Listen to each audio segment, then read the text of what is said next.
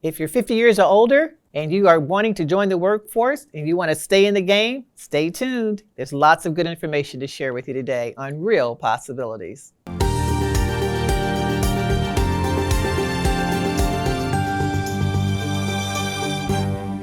Jobs, jobs, jobs. You want one, you need one, you're bored, stay tuned. You don't want to miss this episode. We have people who are all about jobs, particularly for those who are 50 and older here. I'm so thrilled to have you all with us. It's a panel of job experts. You are creating opportunities for older adults, and I am thrilled with the work that you're doing. So thank you for being here today. Let's first put this in a context, okay? Let's talk about the state of Michigan and what's happening in the job market in the state of Michigan. And Stephanie and Chris Holman, again, thank you for being here. Tell us a little bit about some of the numbers and what's happening here. Well, I can tell you, we do annually Michigan Future Business Index. And what we came up with is what we have come up with for the last 8 of these, and we do them semi-annually. And that is that the number one challenge for business in the state of Michigan is talent. And it's shifted even from getting talent for certain positions to getting no applicants, period, for certain positions. And so there's this void in the workforce that has to be filled if we're going to take care of what we need to take care of. It's at the point now where businesses are not growing because of lack of talent.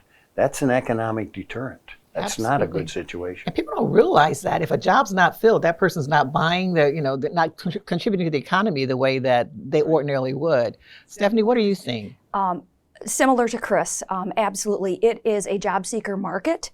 There are jobs available across the state and in all industries. Certainly we hear a lot being Michigan of manufacturing, but healthcare, IT, agriculture, energy, advanced manufacturing, and it's all levels of skills that employers are looking for. So if you say, "Hey, I'm interested. I wanna maybe get back into the workforce or maybe transition to a new career or passion," employers are willing to train you. So don't think like, "Gosh, I'd love to do that, but I don't have the skills."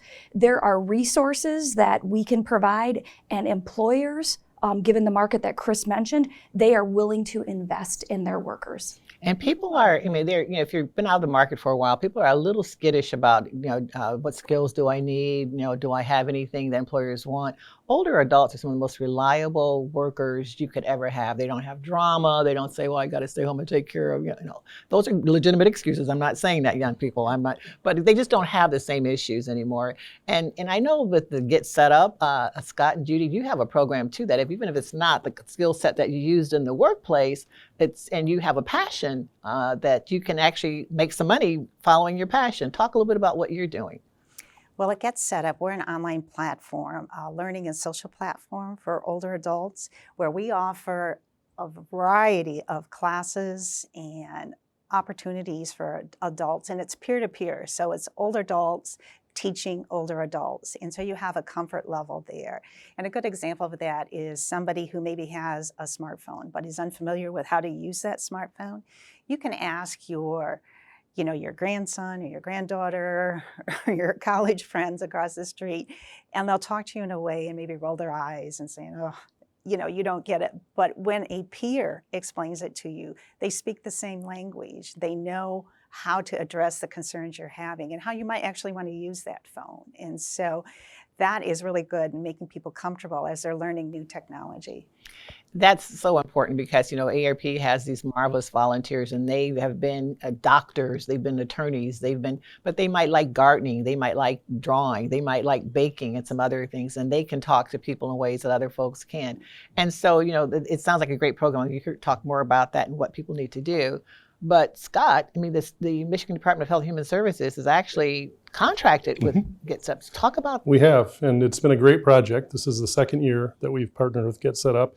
And it really provides 2 benefits for us. In addition to the skill building, as Judy mentioned, in terms of learning how to use technology, learning a new exercise routine, there's a variety of different programs. It also provides socialization, which is really important for older adults to stay engaged in their community and engage with other older adults, and that's been a challenge during the pandemic. And so the Get Set Up, the virtual opportunity to stay engaged and socialize with others has been really a really great project to partner with Get Set Up on. So we're really excited about going Not into to year mention 2. that people can make a little extra pocket change, right? They If they're- can. Talk They about can. that. Yeah, because we're using older adults to teach older adults, we hire older adults on a part-time basis and that they can come on the platform if they have a skill and they like to teach other people. We train them, we show them how to use our platform, we get them comfortable with using Zoom as a method of technology, but they can come on and teach that skill that they either used in their career or maybe what they did as a hobby or pastime. And so it's a wonderful opportunity, and it's based on their availability, their schedule, and doesn't have to be 40 hours, 8 to 5, every single day of the week, which offers a lot of flexibility to an older person. Absolutely. And that's so important right now. There's so much social isolation going on. People are getting depressed, particularly in winter, when they're not being able to get outside and get a little sunshine. So there's information on the screen there if people want to get more involved and engaged. And the guides make like, what, $25 They an do. hour? They're paid $25 it's an not hour like, to teach. We got double minimum wage, right, Chris? I mean, that's, to be able to do something you love to do. And I'm trying to think right now, what could I do? But anyway, we'll get back to that later. Are you taking applications? We are. We're growing. And then there's the other side in terms of the employers and what they're looking for. And Chris, Chris is, full disclosure, Chris is the volunteer state president, and he oversees all of our volunteers for the state of Michigan. But you created this program called Experience for Hire that we love. And it's exactly what it says, experience, which is me and several other people probably on this panel, for hire. Talk about that and talk about how you worked with the state to make that. Well, it's interesting because when you and I first talked about me possibly being the president, I said, I've got, in my sector, the business sector, I've got this problem. We don't have enough people. Could we maybe work on something? And we came up with Experience for Hire. It turns out that the whole thing was instigated with me playing golf with friends who are now retired and playing golf every day, and golf isn't quite as much fun as it used to be. So when you kind of lose that identity of what your career was, all of a sudden self-worth, all these things go, kind of away, and people want to get back in the workforce. Well, it's a case of, with Experience for Hire, hiring in these experienced workers who you said don't come not only with all the drama, but they generally don't need health care, they don't need a number of things.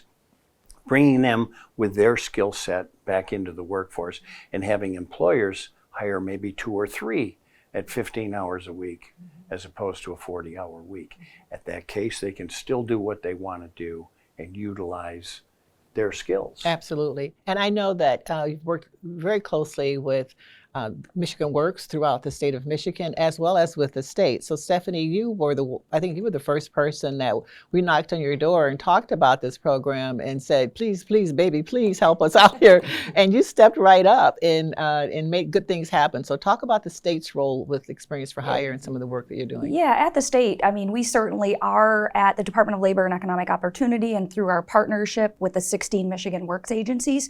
Yep, that is the main goal, is to help individuals obtain and retain employment. And so again, expanding that talent pool, including sometimes older workers are overlooked, and to say this is a great talent pool. And the other thing I would add to the dialogue is great mentors. Older workers are mentors. That generational gap, and you can expand, the dialogue and the conversations and innovation that's happening in the workforce. And so we work with our Michigan Works agencies to market the program and to get the word out to individuals. And also with the system playing that supporting role, and with the state, there's barrier removal. There's other resources we bring to say, again, you need a refresher and some skills, some short-term training. We can help with that.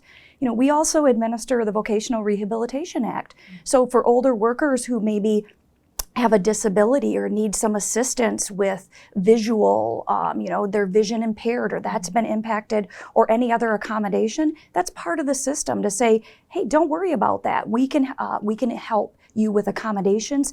Just removing another barrier to get that access to the workforce, get that job where you can have that purpose. Right. My mom always said, everybody needs a purpose, a reason Absolutely. to get up in the morning.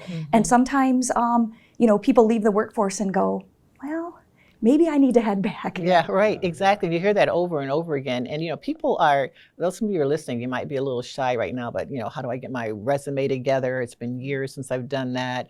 I don't even know if I can go on. Every application now is online, right? You don't fill them out in paper anymore. Well, we offer programs, and Tom Kimball, one of our volunteers, retiree from General Motors, works with people peer-to-peer to talk about that, just to kind of get you comfortable even before you put in the application. But it's really simple now. I mean, it's very simple. I know we can say it's simple, but if you're not used to going online and putting in an application, or you don't know what an interview looks like anymore, you're a little skittish about that, how do you address some of those concerns? It's kind of interesting. I'm so glad you plotted it. Michigan Works. That system has been so good, and they were actually housing Yes. the job fairs that we were doing before COVID set in, and that will resume. Yes. And they have been instrumental in this Yes. as well. And they offer those workshops. You can Yes. walk in, do resume writing, do interview, practice your interview skills and do things like that. But if you want to do peer-to-peer, older adult, you can also check out our website. This isn't a competition who can get the most in. This is just all hands on deck. Let's To get these help. jobs filled. Let's get people connected. Let's eliminate the social isolation. Let's make good things happen. You shared a wonderful story during our break earlier we did. about a nurse who kind of signed up Yeah. to work. Would you share that with us, please? I will. So one of the learners, we call them learners, the people who came on our site, started out by taking different classes that were of interest to her. And as she took more and more of those, the guide, we call the teachers guides or the instructors are guides, the guide recognized that here's a person that is very interested in this, is active, but was a little timid and shy. So she invited her to come on as a co-host. So the guide prepared the content and pushed all the buttons or whatever else, the technical components of it, and just allowed her to speak her heart about what she was interested in. That went really well, and they continued doing that for a couple months, to the point that now she's a guide herself. She's teaching. She's on one of our instructors on her thing, teaching her own classes in drawing and painting, and also baking and cooking. But what's really interesting about it, her background is that she's a nurse. And yet, she still loves doing all these things, and she's so excited about it. And it's filled that void in her life where she wasn't, in nursing anymore and was just Right. taking some things, but it's a growth process. And we see that evolution with a lot of people who come on the platform. And Scott, so why did the state decide to connect with? I know you mentioned a little bit about getting people, social Sure. isolation. Well, why did the state of Michigan decide, okay, this is something we need to embrace? So, in the aging network, the issue of isolation among older adults has been a long-term issue that we've tried to address through programs that socialize older adults.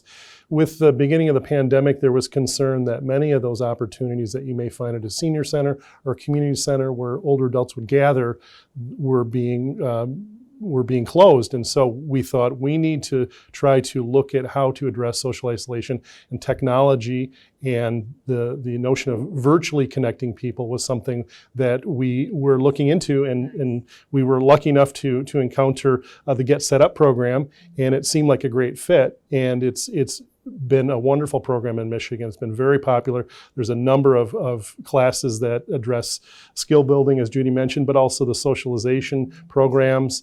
And Michigan's just been a real, success story for the Get Set Up program.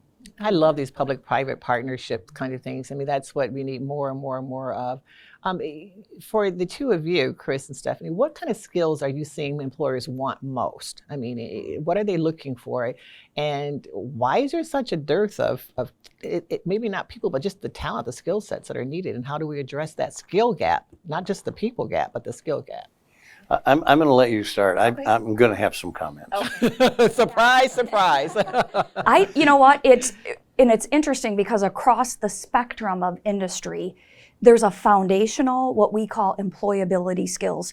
And some of the key attributes that employers are looking for is already built into this population. Showing up on time, being able to have dialogue, work in teams, communicate. Again, those are the key ones. The employers are saying time and time again, We'll teach you the technical skills. We'll pair you up. We'll provide short-term on-the-job training. And Michigan Works can support all of those resources. It's really that foundational teamwork, playing dialogue, showing up. That's really at the foundation that, again, and this crosses industries, but professional trades are really important in this state. And so, the skills, not to downplay the skills, they are important, but I guess the point I want to make is there are resources. Don't think you have to walk in the door with all those skills. We are really focused on work-based learning, letting you learn those while you earn. And that's an excellent point, because if you have that skill set, whatever that technical skill set is, but you don't have the skills that you just mentioned, the employability then skills, don't even come here. Right. Just, if you can't do the employability skills, the team building and all that, just go do somewhere else. Right. I will say that is one of the positive takeaways from COVID and what happened there, and that is that it has forced us to be creative as employers in hiring people and going to areas that we haven't gone before, and looking at training and all these things that we have to do to get those things going. It is across the board. We're short, and at the base of this is simple arithmetic. We have, in the last 5 years in particular, we have taken more people out through retirement of the workforce than we can possibly supply coming in.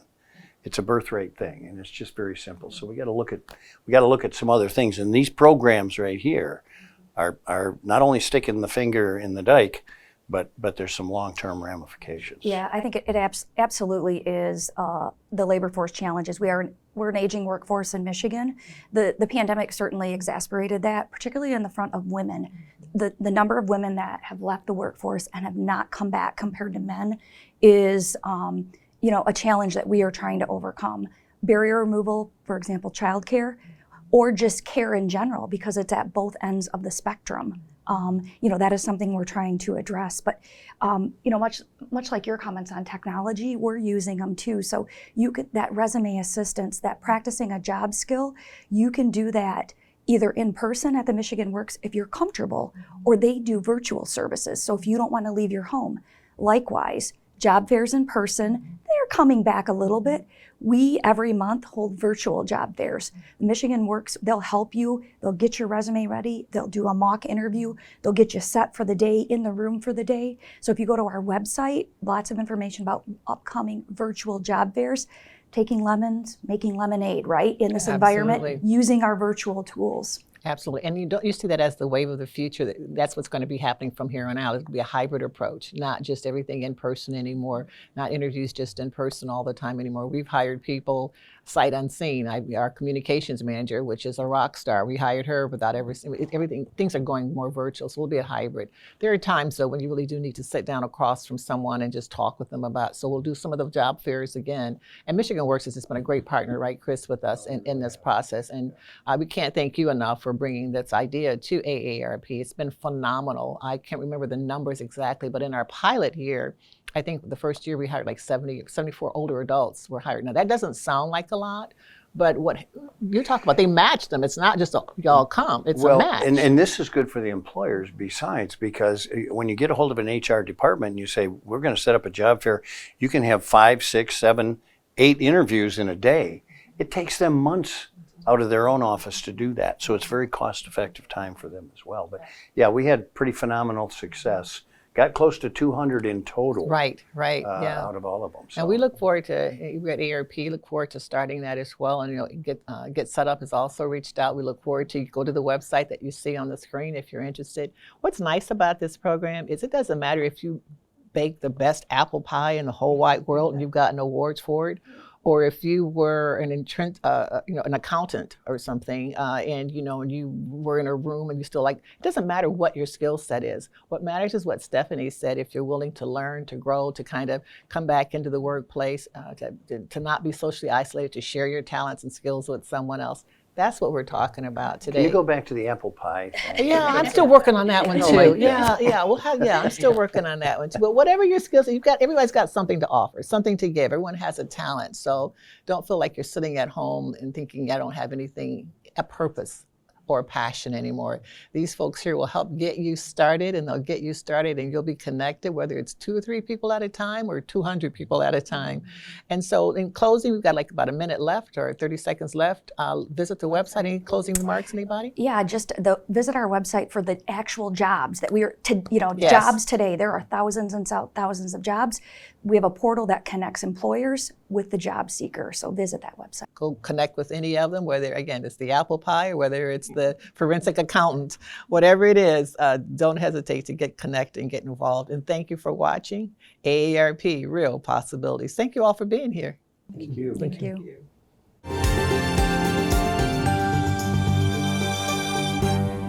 Hi, Amy. Hi. We have questions from our members all the time asking, how do I know when to start thinking about putting a loved one or getting help for a loved one, or when's a good time to look at alternative services for our loved ones? What suggestions or advice would you give them?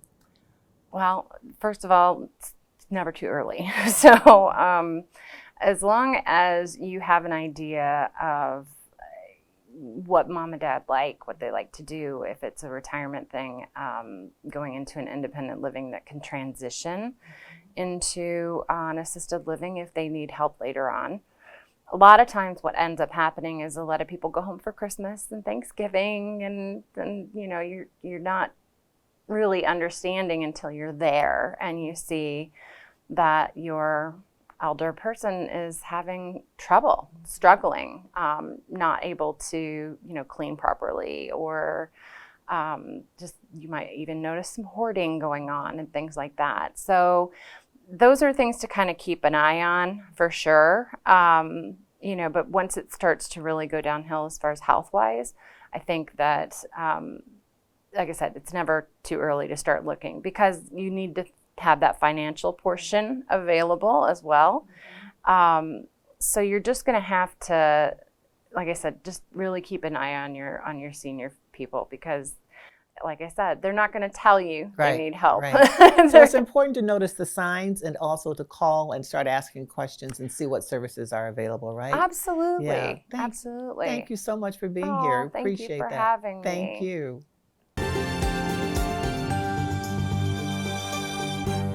We're going to be talking today. So good to see you all again. We're going to talk a little bit about fall prevention, particularly in the winter months in Michigan. Talk about what people can do to prevent falls. Oh, it's horrible. We hear this story every day, and it's not a shock. I mean, it's wintertime, right? You're supposed to be thinking about that, but there's not been a lot of snow out there. Thank goodness. And so people are saying, well, I'm going to let my guard down. But every day I have patients tell me, I fell yesterday. Oh, I fell 3 times.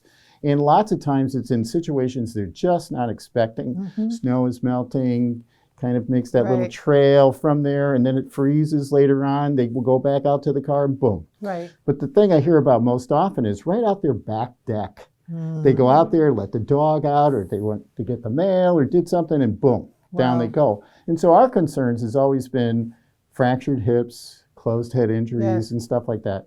So the one thing I wanted to kind of put through was, look, don't forget, it's wintertime.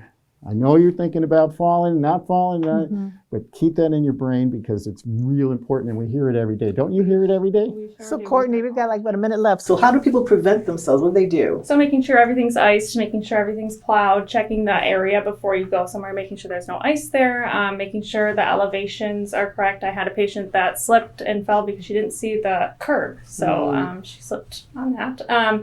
Making sure that handrails are there, proper lighting, asking for assistance, using canes, walkers, not making sure you just run out really quick without them when you use them regularly in the house. And then there's the notorious fall at night as you get up to go to the bathroom. Yes. Oh, we all love that one. Yes. So it's not just in your own home. Yeah. I'm outside. It's in your own It home. is. That's right. So just remember, don't fall down. Yes. What do people trip over in their own home the most? What do The dog. The dog. Rugs are a big one, Yeah. especially in the kitchen. Yes. Yes. Yeah. And so at night when they get up, they should.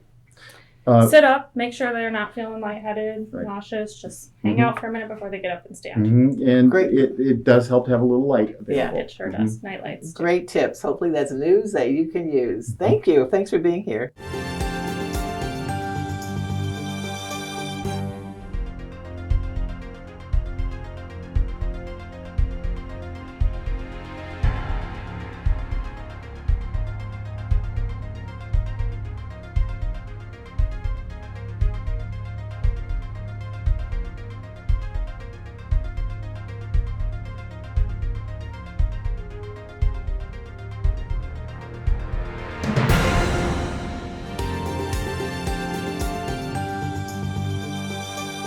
Hi, Craig. We've got lots of questions for you today. Members want to know, cryptocurrency, do I buy it? How do I make a decision? What do I do with the silver and gold? And my son-in-law wants gold for Christmas or for his birthday or for a bar mitzvah. Talk to us. How do we make decisions about that? You know, Paul, I've never had anybody ask me those questions at all about cryptocurrencies or gold or silver or what should we do now during inflationary periods. No one's ever asked me that question, but yes. That topic obviously does come up. Obviously, cryptocurrency is one of the new technologies, and I always caution people because cryptocurrencies right now, being a new technology, has been out, or I should say, there's roughly about 16 to 1,700 different types of cryptocurrencies. Wow. When automobiles were a new industry or a new technology that was out, there was over 3,000 different types of companies that were out there in the automobile industry. Mm. So you can imagine how many people invested into different automotive companies and lost a lot of money because many of them no longer exist. Sure. Same concept is taking place with not only cryptocurrencies, but you may have heard of this thing called the metaverse. Yes. You can actually buy real estate in the metaverse, again, a very speculative investment, or even, I don't even dare say that it's an investment at all. How that ties into retirement, that conversation is a very good one to have with clients just because, one, it talks about innovation that's always out there, and you always want to have some level of innovation within your portfolio. So the area that I kind of address is what is creating that? So if you are looking at developing or wanting some level of involvement in cryptocurrencies, who are the developers who are actually developing the technology that cryptocurrency is built off of, like such as blockchain, which has a much broader use within its overall portfolios. So what companies or what strategies we might be able to incorporate within a portfolio that meets their long-term goals and objectives. And what's blockchain? Blockchain, it's a great question. Blockchain is basically a technology that allows massive amount of information to be put into a very short piece. Okay. So you start to use it or see it being used in healthcare industry. So your entire medical history can be put into a part of that technology or blockchain. I'm trying to think of some of the other industries. Financial transactions. One of the larger banks, probably within the last 1.5 to 2 years, was able to transfer billions of dollars from one location to another location in a matter of hours, which normally would take weeks to do. So that type of technology allows us to move massive amounts of information, ownership from one person to another, which why cryptocurrency is very desirable because it's actually outside of the mainstream financial areas to where if I'm going to pay you, I can pay you rather quickly. So incorporating those types of technologies in decision making becomes a very important piece during that retirement phase. You know, all I've got to say, folks, is contact your financial advisor. There's so much out there. Thank you. Very important. Thank you. Thank you for watching Real Possibilities.